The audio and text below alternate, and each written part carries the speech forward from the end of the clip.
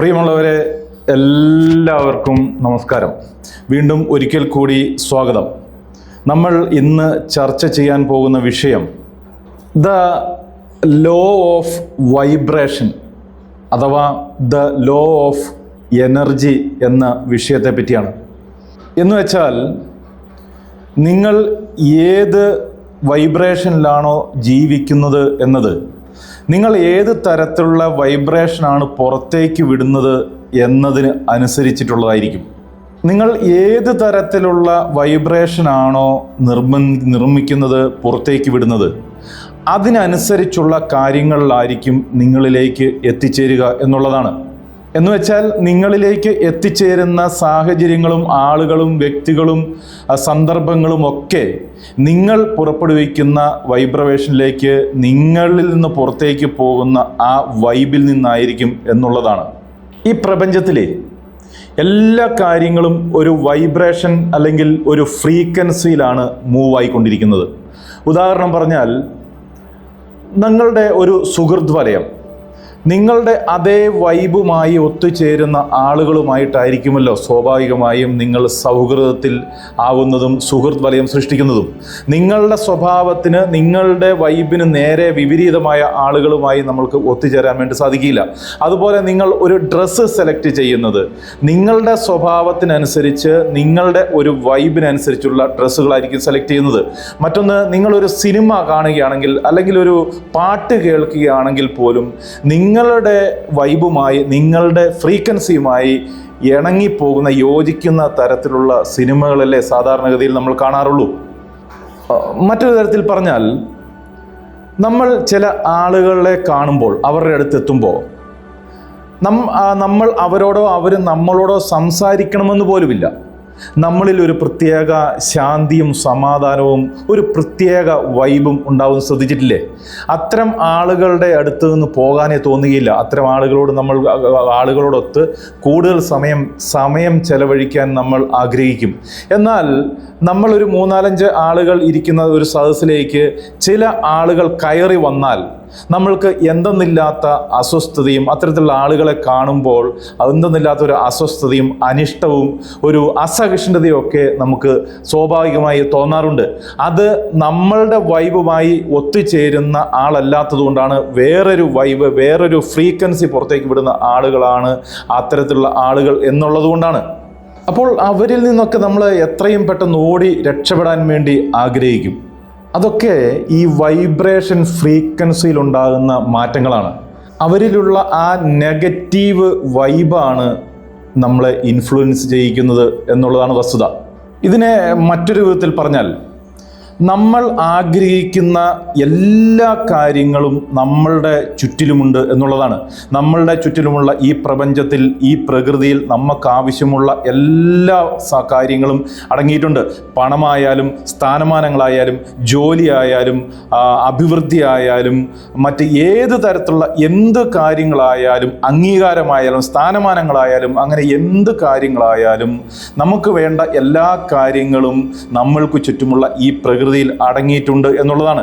ഇതൊക്കെ നമ്മളിലേക്ക് എത്തിച്ചേരാൻ തയ്യാറായിട്ടാണ് ഇരിക്കുന്നത്. പക്ഷേ നമ്മളിലുള്ള ഫ്രീക്വൻസിയും ആ വൈബും നമ്മളിലേക്ക് എത്തിച്ചേരേണ്ടത് എന്താണോ, ബന്ധങ്ങളാണെങ്കിൽ അത്, സമ്പത്താണെങ്കിൽ സമ്പത്ത്, ആ സമ്പത്തിൻ്റെയും ബന്ധങ്ങളുടെയും ഫ്രീക്വൻസി നമ്മളുമായി അലൈൻഡ് ആവുക, കറക്റ്റ് ആവുക എന്നുള്ളത് മാത്രമാണ്.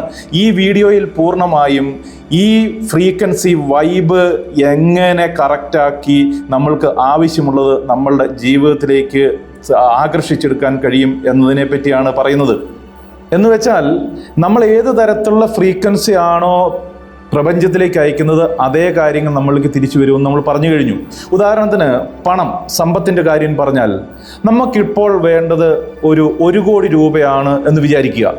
ആ പണം നമ്മളുടെ ചുറ്റും നമ്മളിലേക്ക് എത്തിച്ചേരാൻ തയ്യാറായി നമ്മളുടെ ചുറ്റും ഈ പ്രപഞ്ചത്തിൽ എവിടെയോ ഇരിക്കുന്നുണ്ട് എന്നുള്ളതാണ്. എത്രയൊക്കെ എടുത്താലും, എത്രയൊക്കെ നമ്മൾ ആർക്കൊക്കെ എവിടെയൊക്കെ കൊടുത്താലും തീരാത്തത്ര സമൃദ്ധിയും സമ്പത്തും നമ്മളുടെ ചുറ്റിനും ഈ ലോകത്ത് ഉണ്ട് എന്ന് നമ്മൾ ആദ്യം മനസ്സിലാക്കുക. ചെറുപ്പകാലത്തിൽ നമ്മൾ ഇതിനെയൊക്കെ വിഭിന്നമായി പലരും നമ്മളോട് പലതും പഠിപ്പിച്ചിട്ടുണ്ടാവും. അതിനെയൊക്കെ ജസ്റ്റ് മറന്നു കളയുക. അത്തരത്തിൽ നമ്മൾക്ക് 1 കോടി രൂപയാണ് ആവശ്യമുള്ളത്, അത് ഈ പ്രകൃതിയിലുണ്ട്, എന്നിട്ടും നമ്മളിലേക്ക് അത് എന്തുകൊണ്ട് എത്തിച്ചേരുന്നില്ല എന്നുള്ളതാണ് പ്രധാനപ്പെട്ട ചോദ്യം. ശരിയല്ലേ? അതിന് കാരണം മറ്റൊന്നുമല്ല, 1 കോടി രൂപ കൈവശമുള്ള അല്ലെങ്കിൽ 1 കോടി രൂപ കൈകാര്യം ചെയ്യാൻ തക്ക യോഗ്യതയുള്ള ഒരാളുടെ ഫ്രീക്വൻസി അല്ല, വൈബിലല്ല നിങ്ങൾ ഉള്ളത് എന്നുള്ളതുകൊണ്ടാണ്. അതുകൊണ്ട് തന്നെ ഈ പ്രപഞ്ചശക്തി അല്ലെങ്കിൽ ആ സമ്പത്ത്, ആ പണം 1 കോടി രൂപ പറയും, അവൻ 1 കോടി രൂപ ആഗ്രഹിക്കുന്നൊക്കെ ഉണ്ട്. പക്ഷേ അത് എത്തിച്ചേരുന്നതിന് തക്ക രീതിയിലുള്ള വൈബിലല്ല, അതിന് അർഹതപ്പെട്ട രീതിയിലുള്ള മാനസികാവസ്ഥയിലല്ല അവൻ ജീവിക്കുന്നത് എന്ന്. അവൻ്റെ ഉള്ളിലുള്ള മൈൻഡ് സെറ്റ് നെഗറ്റീവാണ്. പണത്തെപ്പറ്റിയുള്ള അവൻ്റെ ധാരണകൾ തെറ്റാണ്. അവൻ്റെ ഉള്ളിലുള്ള പണത്തെപ്പറ്റിയുള്ള ധാരണ റിച്ച് മൈൻഡ് സെറ്റ് അല്ല, പൂവർ മൈൻഡ് സെറ്റാണ്, ദാരിദ്ര്യത്തിൻ്റെതാണ്. അതുകൊണ്ട് തന്നെ ആ പണം അവനിലേക്ക് എത്തിച്ചേരുകയില്ല എന്നുള്ളതാണ്. അപ്പോൾ അതിനുള്ള മാർഗം പണത്തെപ്പറ്റി നമ്മളുടെ ഉള്ളിലുള്ള മൈൻഡ് സെറ്റ് പാടെ മാറ്റുക എന്നുള്ളതാണ്.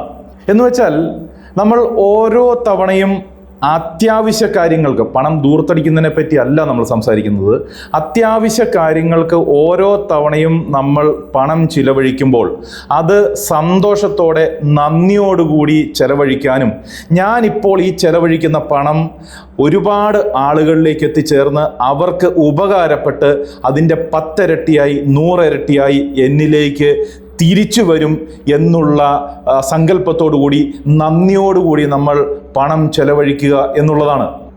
പണം നമ്മൾ എപ്പോഴും സന്തോഷത്തോടെ നന്ദി പറഞ്ഞ് ചെലവഴിക്കണം. ഇങ്ങനെ പണം ചെലവഴിക്കുന്നതിന് പകരം നമ്മളിൽ ബഹുഭൂരിപക്ഷം ആളുകളും എങ്ങനെയാണ് ചെയ്യുന്നത് എന്ന് സ്വയം ഒന്ന് വിശകലനം ചെയ്തു നോക്കൂ. ഓരോ തവണയും നമ്മൾ പണം ചെലവഴിക്കുമ്പോൾ നിരാശയോടെ, സങ്കടത്തോടെ, എൻ്റെ സമ്പാദ്യത്തിൽ നിന്ന് ഓരോ ദിവസവും ഇത്തരത്തിൽ പണം ചെലവഴിക്കേണ്ടി വരുന്നല്ലോ, ഞാൻ ചെലവഴിക്കുന്നതനുസരിച്ച് പണം കുറഞ്ഞു വരികയാണല്ലോ എന്നുള്ള സങ്കടത്തോടെയല്ലേ നമ്മൾ പണം ചെലവഴിക്കാറ്. ആ ചെലവഴിക്കുന്നത്, ആ ഒരു മാനസികാവസ്ഥ എന്ന് പറയുന്നത് ദരിദ്രൻ്റെ മാനസികാവസ്ഥയാണ്. എനിക്കുള്ളത് തീർന്നു പോകും, പുതിയതായിട്ട് എന്നിലേക്ക് കൊണ്ടുവരാനുള്ള കഴിവ് എനിക്കില്ല എന്ന് ഉള്ള ഒരു ധ്വനി ആ മാനസികാവസ്ഥയിലുണ്ട്. അത് പുവർ മൈൻഡ് സെറ്റാണ്. അങ്ങനെ പുവർ മൈൻഡ് സെറ്റ് ഉള്ള ആളുകൾ ിലേക്ക് സമ്പത്ത് എത്തിച്ചേരില്ല. പണം എന്ന് പറയുന്നത് നമ്മൾ കേട്ടിട്ടില്ലേ, പണം ചക്രം പോലെയാണ്. അതിന് കറങ്ങിക്കൊണ്ടേയിരിക്കണം, അതിന് ചലിച്ചുകൊണ്ടേയിരിക്കണം, നിശ്ചലമായി ഒരിടത്ത് ഇരിക്കാനുള്ളതല്ല.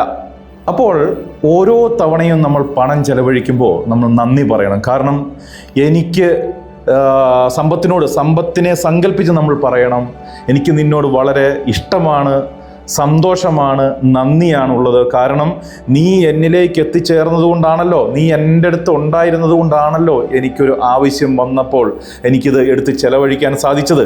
അതിന് എപ്പോഴും കൃതജ്ഞതയോടെ, നന്ദിയോടെ, സന്തോഷത്തോടെ പണം ചെലവഴിക്കുക.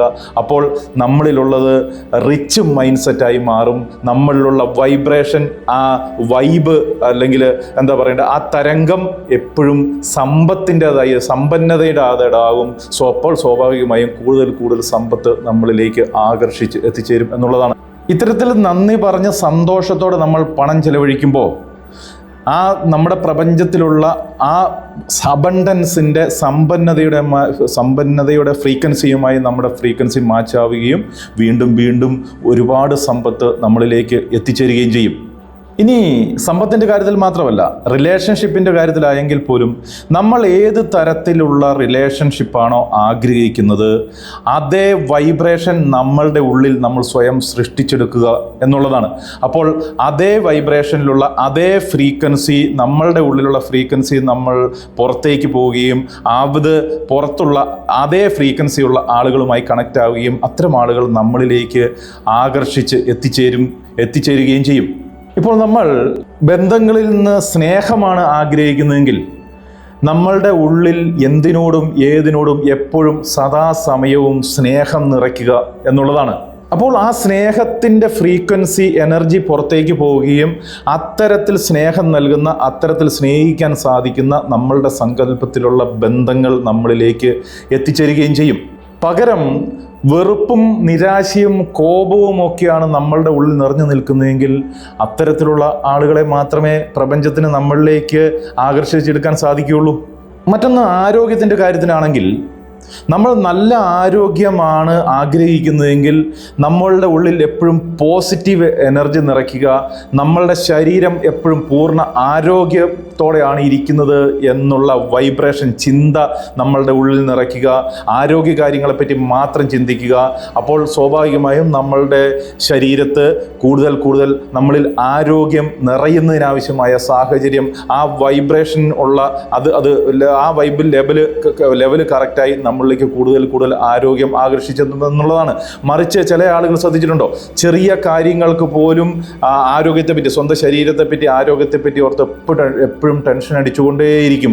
എനിക്ക് പനി വരുന്നുണ്ടോ, എനിക്ക് ചെറിയൊരു ഗ്യാസിൻ്റെ വേദന വന്നാൽ ഹാർട്ട് അറ്റാക്ക് ആണോ, അല്ലെങ്കിൽ മുട്ടൽ പനിയാണ് എന്നൊക്കെ പറയുന്നത് പോലെയുള്ള എപ്പോഴും ആരോഗ്യത്തെപ്പറ്റി ചിന്തിക്കുന്നതിന് പകരം, പോസിറ്റീവായി ചിന്തിക്കുന്നതിന് പകരം അനാരോഗ്യത്തെപ്പറ്റി മാത്രം ചിന്തിച്ചുകൊണ്ടിരിക്കുമ്പോൾ നമ്മളുടെ ഉള്ളിൽ നിന്ന് പുറത്തേക്ക് പോകുന്ന ഫ്രീക്വൻസി, വൈബ് അനാരോഗ്യത്തിൻ്റെതായിരിക്കും. അതുകൊണ്ട് നമ്മളിലേക്ക് സ്വാഭാവികമായി അനാരോഗ്യം എത്തിച്ചേരും എന്നുള്ളതാണ്, അസുഖാവസ്ഥ വന്നു ചേരും എന്നുള്ളതാണ്.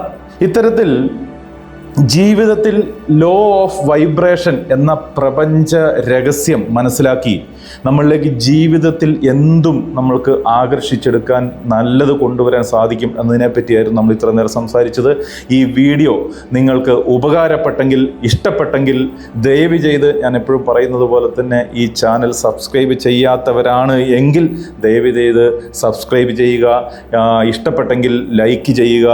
അതുപോലെ തന്നെ ഇത് മറ്റ് ആളുകൾക്ക് കൂടി ഉപകാരപ്പെടണം എന്ന് ആഗ്രഹിക്കുന്നുവെങ്കിൽ ദയവ് ചെയ്ത് ഇത് ആളുകൾക്ക് ഷെയർ ചെയ്ത് കൊടുക്കുക.